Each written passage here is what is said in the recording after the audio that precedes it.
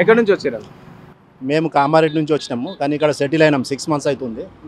ఇక్కడ రామంతాపూర్లో సెటిల్ అయినాం మేము.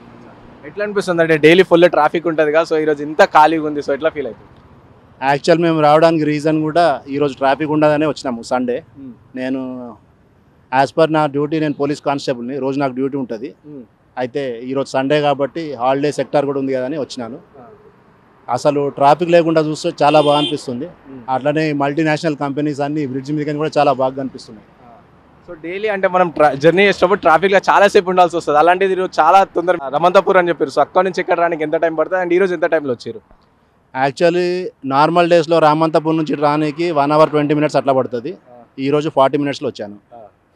అయితే ట్రాఫిక్ లేకుండా ఉంటే చాలా మంచిగా అనిపిస్తుంది హైదరాబాద్లో, కానీ ఇది పాసిబుల్ కాదు. ఎన్ని సోర్స్లు అయినా కానీ ప్రతిరోజు ట్రాఫిక్ ఖచ్చితంగా ఉంటుంది. సో పండగ ఎట్లా సెలబ్రేట్ చేసుకురు మీరు? అంటే పండగ కూడా జూనీకి వచ్చారు కదా, సో ఎట్లా సెలబ్రేట్ చేసుకురు మీరు? నిన్న ఆడినాము కైట్స్ తోటి, మా కైట్స్ అన్నీ పోయినాయి, మాంజా అంతా పోయింది. కాబట్టి ఈరోజు బయటకు వచ్చినాం మేము.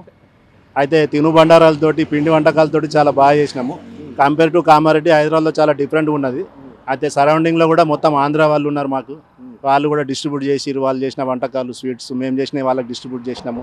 నాటుకోడి పులావ్ చాలా బాగా చేసిరు, మేము కూడా చాలా ఎంజాయ్ చేసినాము.